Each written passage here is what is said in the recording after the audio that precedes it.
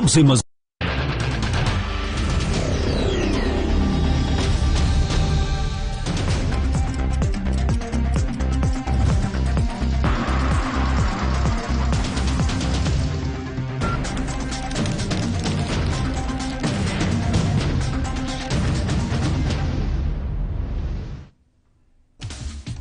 टाटा में CT scan machine का हुआ लोकार्पण। मुख्यमंत्री ने किया मशीन का लोकार्पण। पूरे 5 करोड़ की लागत में स्थापित हुआ मशीन।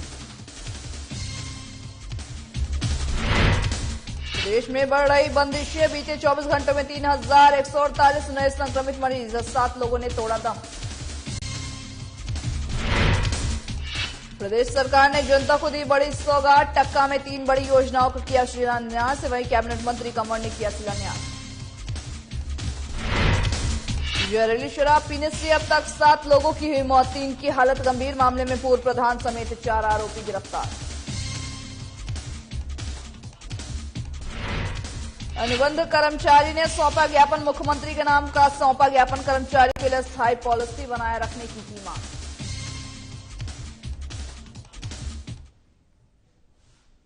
नमस्कार, आप देख रहे हैं साधना प्लस न्यूज। आप सभी का स्वागत है खबरें हिमाचल प्रदेश के हमारे इस बुलेटिन में। आपके साथ मैं अंजलि झा। खबरों की ओर रुख करते हैं।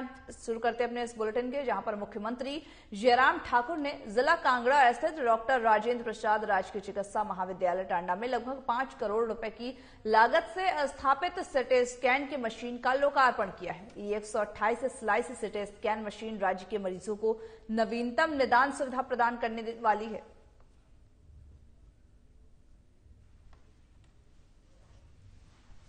हम देखें तो हमारे लिए ये भी सौभाग्य की बात है कि हिमाचल प्रदेश में अब ऑल इंडिया मेडिकल इंस्टीट्यूट भी बिलासपुर में काम करना शुरू कर चुका है, जिसकी ओपीडी की फंक्शन शुरू हो गई है और आने वाले जून के महीने में संभवतः उसका विधिवत उद्घाटन करने के पश्चात उसको प्रदेश की जनता के लिए समर्पित कर दिया जाएगा। मैं इसलिए इन सारी चीजों का जिक्र कर रहा हूं कि हम बहुत सारे राज्यों की तुलना में स्वास्थ्य के क्षेत्र में बहुत बेहतरीन काम कर रहे हैं और खासतौर से जिस तरह का संकट आज ये पूरा विश्व झेल रहा है, देश झेल रहा है और हम हिमाचल प्रदेश में भी उसका सामना कर रहे हैं। कोविड के इस दौर में बहुत सारी चीजें जो हिमाचल प्रदेश में हमने बेहतर करने की कोशिश की है वो शायद संभव नहीं हो पाती अगर हमारे जो फ्रंट लाइन वर्कर्स, हमारे corona warriors, doctors, paramedical staff, nurses, ASHA workers, हमारे सफाई कर्मचारी, हमारे पुलिस कर्मचारी अगर अपने जीवन को जोखिम में डालकर सेवाएं देने के लिए अगर आगे नहीं आए। प्रदेश में कोरोना वायरस तेजी से अपने पैर पसारता हुआ नजर आ रहा है। ऐसे में बंदिशों के बढ़ने की भी संभावना और ज्यादा बढ़ गई है। और साथ ही साथ बुधवार को आपको बता दें कि बुधवार में प्रदेश में कोरोना के 3,148 नए मामले सामने आए हैं। कोरोना से मरने वालों की संख्या अब बढ़ती ही जा रही है। प्रदेश में आज कोरोना संक्रमण से 7 लोगों की मौत भी हो गई है। वहीं साथ ही साथ स्वास्थ्य सचिव अमिताभ अवस्थी ने कहा है कि अगर लोगों ने कोरोना से बचाव के लिए नियमों का पालन नहीं किया तो मामले इसी गति से बढ़ते जाएंगे और जल्द से जल्द हमको बंदिशें भी लगानी पड़ेगी और बढ़ानी भी पड़ेगी। एनालाइज करें तो चाहे कोविड की पहली लहर थी जो लॉकडाउन के दौरान थी, कोविड की दूसरी लहर थी जिसमें डेल्टा वायरस ने कहर बरपाया था, और जो अब आज की डेट में कोविड की तीसरी लहर ओमिक्रॉन की वजह से चली है, तो एसओपीज तो वही के वही हैं। जो स्टैंडर्ड ऑपरेटिंग प्रोसीजर है उसमें कोई परिवर्तन नहीं है। ये वायरस की म्यूटेशंस हैं जिनकी अलग अलग प्रॉपर्टीज हैं। अगर आप पहली वेव में देखें तो चूंकि हमने लोगों को घरों के अंदर ही रखा, लॉकडाउन लगाया गया, तो उस वजह से कुछ इश्यूज जो हैं, अलाइड इश्यूज पैदा हुए। दूसरी स्टेज को अगर हम देखें तो हमें ये पता चलेगा कि ऑक्सीजन एक बहुत महत्वपूर्ण आवश्यकता आ गई थी। तीसरी स्टेज को अगर आप देखें तो आज आज ग्रामीण विकास पंचायती राज मंत्री वीरेंद्र कंवर ने कई योजनाओं का शिलान्यास किया। आपको बता दें कि मंत्री वीरेंद्र कंवर ने ग्राम पंचायत टक्का में 35 लाख रुपए की लागत से बनने वाले भारत निर्माण सेवा केंद्र, 10 लाख से बनने वाले सामुदायिक भवन और बेलीवाला मोहल्ला संपर्क मार्ग का शिलान्यास किया है। इस मौके पर ग्रामीण विकास एवं पंचायती राज मंत्री ने कहा कि पिछले 4 सालों में ग्राम पंचायत टक्का में करोड़ों रुपए के विकास कार्य भी हुए हैं। जहां माननीय सांसद केंद्रीय मंत्री श्री अनुराग ठाकुर जी की विधि से 10 लाख रुपए की लागत से सामुदायिक भवन थाना अपना इस टक्का गांव के अंदर करीब 35 लाख रुपए की लागत से पंचायत घर और 90 लाख रुपए की लागत से जो है वो खेल के मैदान और इसके साथ साथ 4 यहाँ पर संपर्क मार्गों का भूमि पूजन जो किया गया है। जिला मंत्री के सुंदरनगर उपमंडल के तहत आने वाले सलापड़ क्षेत्र में जहरीली शराब पीने के मौत का जो आंकड़ा है वो बढ़ता ही जा रहा है। आपको बता दें कि मामले में एक और व्यक्ति की मौत हो गई है। अब मामले में 7 लोगों की अब तक मौत हो चुकी है, जब तक 3 व्यक्ति का जो कि लाल बहादुर शास्त्री मेडिकल कॉलेज नेरचौक में इलाज भी जारी है। वहीं घटना के बाद मेडिकल कॉलेज नेरचौक में डीआईजी सेंट्रल रेंज मधुसूदन और साथ ही एसपी मंडशालिनी अग्निहोत्री, विधायक सुंदरनगर और प्रदेश बीजेपी महामंत्री राकेश जमवाल, पूर्व विधायक सुंदरनगर सोहनलाल ठाकुर, डीसी मंडी अरिंदम चौधरी और साथ ही एसडीएम सुंदरनगर धर्मेश रमोत्रा भी मौके पर मौजूद रहे। शराब पीने के कारण डेथ हो गई है और जो मतलब हमारे गांव में सलापड़ में अवैध तरीके से जो शराब बेच रहे हैं वो बहुत मतलब हर दुकानों में शराब मिल रहा है और सर होम डिलीवरी कर रहे हैं वहाँ पे, मतलब हर घर तक पहुँचाया जा रहा है। और मतलब इसकी कंप्लेंटें हमने पहले भी बहुत की है कंप्लेंटें, पर इसके ऊपर कोई कार्रवाई नहीं हुई। अब हमारी प्रशासन से एक यही गुजारिश है कि उनके ऊपर मतलब कड़ी से कड़ी कार्रवाई हो और आज मेरे चाचा जी की डेथ हुई, कल को किसी और की डेथ ना हो। और वहाँ पे अभी और भी डेथें हुई है, 4 डेथें हुई है, तो अभी और भी आ रहे हैं। मतलब मेरे चाचा जी ने 17 तारीख को शराब पिया था वहाँ पे।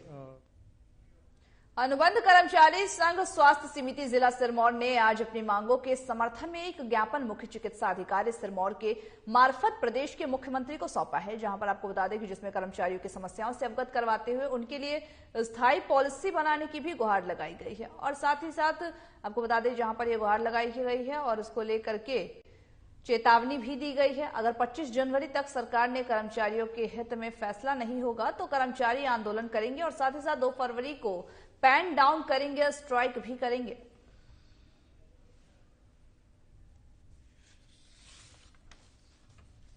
चिकित्सा अधिकारी को यहाँ पर अपनी मांगों को लेकर एक ज्ञापन दिया है, जिसमें कि हमारे पूरे हेल्थ सोसाइटी के लोग जो व एनएचएम के लोग सारे इकट्ठे होकर हमने एक अपनी मांगों का ज्ञापन दिया है, जिसमें हमने सरकार को सिर्फ एक बात बताई है कि 20 से 22 वर्ष तक हम लगातार स्वास्थ्य विभाग में सेवाएं दे रहे हैं, परंतु सरकार द्वारा अभी तक ना तो कोई पिछली सरकार द्वारा ना प्रेजेंट सरकार द्वारा हमारे लिए कोई पॉलिसी बनाई गई है। हम हेल्थ सोसाइटी के सभी कर्मचारी मुख्य चिकित्सा अधिकारी को ज्ञापन देने के लिए पहुंचे हैं, क्योंकि हम सभी विभिन्न हेल्थ सोसाइटीज में हम जितने भी कर्मचारी हैं, लगभग 2200 के करीब हम कर्मचारी हैं, एनएचएम, एनटीपी और सभी विभिन्न सोसाइटियों में हम कार्यरत हैं।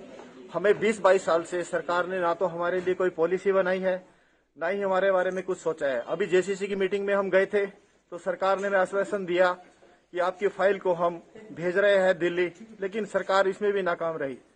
और इसी में सरकार से गुहार लगाना चाहता हूं कि एनएचएम कर्मचारियों के बारे में और विभिन्न सोसाइटियों में जो हेल्थ डिपार्टमेंट में कर्मचारी है, इनके बारे में सोचा जाए ताकि हमारा भविष्य अंधकार में न रहे, क्योंकि आज हम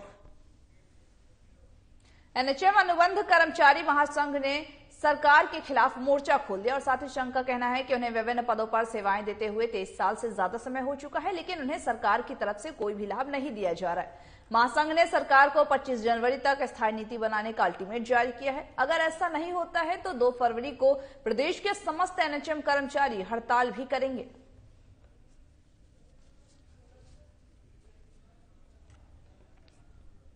या जब तक रेगुलराइजेशन नहीं होती तब तक रेगुलर पे स्केल दो और स्टेट में एक HR पॉलिसी फ्रेम हो, नीति के तहत ही हमारा अपॉइंटमेंट भी हो और हमारे कार्य का भी लेखा जोखा के तहत हो, नीतिगत फैसला लिया जा सकता। हमने वैसे गवर्नमेंट को जो नोटिस दिया है वो 5 जनवरी को हमने नोटिस, मैंने पर्सनली जाकर मुख्यमंत्री महोदय साहब से भी मिला हूं और चीफ सेक्रेटरी साहब से मिला हूं, स्वास्थ्य सचिव से भी मिला मैंने डायरेक्टर साहब से भी मुलाकात की, राज्यपाल साहब से भी हमने फैक्स के माध्यम से जानकारी दी है कि अगर 25 जनवरी तक हमारे पक्ष में सरकार फैसला ले लेती है तो बहुत ही स्वागत योग्य बात होगी, ऐतिहासिक बात होगी, क्योंकि आज तक के इतिहास में स्टेट में अभी तक कोई भी पॉलिसी का कदम तक ना बढ़ाया किसी भी सरकार ने।